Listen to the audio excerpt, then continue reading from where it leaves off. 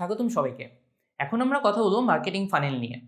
আপনার ক্যাম্পেইনে গোল বা অবজেক্টিভ সেট করার সময় এই মার্কেটিং ফানেল নিয়ে আপনাকে কনসার্ন থাকা লাগবে। ফানেল নিয়ে ডিসকাশনের আগে একটা সিনারিও এক্সপ্লেইন করি। ধরেন গরু দুধের একটা ব্র্যান্ড যেমন ডানো নিয়মিত কাস্টমার আপনি। একদিন দেখলেন বাজারে নতুন একটা পাউডার মিল্ক আসলো, বিভিন্ন জায়গায় তাদের বিজ্ঞাপন দেখতে পেলেন আপনি। আরেকদিন দোকানের শোকেজে সেই নতুন ব্র্যান্ডের একটা প্যাকেট দেখলেন।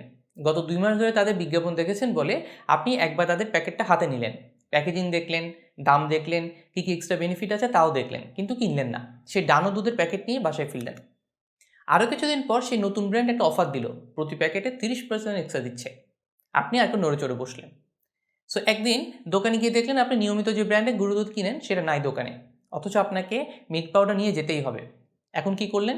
ওই যে নতুন যে ব্র্যান্ডের কথা এতদিন ধরে শুনে আসলেন, তাদের একটা প্যাকেট কিনে বাসায় ফিরলেন। এই সিনারিওটা দিয়ে মার্কেটিং ফানেল এক্সপ্লেইন করা যায়।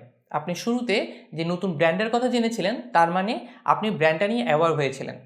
এরপর একদিন যে হাতে নিয়ে প্যাকেটটা দেখেছিলেন কিন্তু কিনেননি, সেটা হলো কনসিডারেশন বা ইন্টারেস্ট গ্রো করা। আর যেদিন কিনে বাসায় ফিরেছেন সেদিন আপনি একটা অ্যাকশন নিয়েছেন বা কাস্টমারে কনভার্ট হয়েছেন। অর্থাৎ মার্কেটিং ফানেলের বেসিক ধাপ 3টা: অ্যাওয়ারনেস, কনসিডারেশন এবং কনভার্সন। অনেক মার্কেটিয়ার দ্বিতীয় ধাপটাকে অর্থাৎ কনসিডারেশন স্টেজটাকে ভেঙে আরও 2টা পার্ট করে: ইন্টারেস্ট এবং ডিজায়ার। অর্থাৎ মোটা দাগে আপনি প্রথমে কোনো প্রোডাক্ট বা সার্ভিস নিয়ে জানবেন, এরপর সেটা নিয়ে আপনার ইন্টারেস্ট জাগ্রত হবে বা আপনি কনসিডারেশন আনবেন, এরপর সব কিছু ব্যাটে বলে মিললে আপনি সেটা কিনবেন, অর্থাৎ একটা অ্যাকশন নেবেন। এই ফানেলের স্টেজকে একটা ই-কমার্স ওয়েবসাইটের পার্সপেক্টিভ থেকে এভাবে ভাবতে পারেন: ট্রাফিক, লিড এবং সেলস। প্রথমে আপনার ওয়েবসাইটে আপনি ট্রাফিক ড্রাইভ করবেন, তারপর আপনার ওয়েবসাইটের কোনো একটা ল্যান্ডিং পেজে আসবে তারা। এরপর তারা আপনার প্রোডাক্ট পছন্দ করলে বিভিন্ন পেজে গিয়ে বিভিন্ন প্রোডাক্ট যাচাই বাছাই করে দেখবে। আপনার কোনো লিড ফর্ম থাকলে সেগুলো ফিল আপ করতে পারে, অর্থাৎ আপনি কিছু লিড পেলেন বা তারা ইন্টারেস্টেড হলো। আর শেষ ধাপে গিয়ে তারা কোনো প্রোডাক্ট পারচেস করলো বা একটা সেলস জেনারেট হলো। সো পুরো ব্যাপারটা একটা ফানেলের মতো। স্বাভাবিকভাবে ফানেলের প্রথম ধাপে অডিয়েন্স বেশি থাকবে, পরের ধাপগুলোতে আস্তে আস্তে কমতে থাকবে। এটাই ফানেলের নেচার।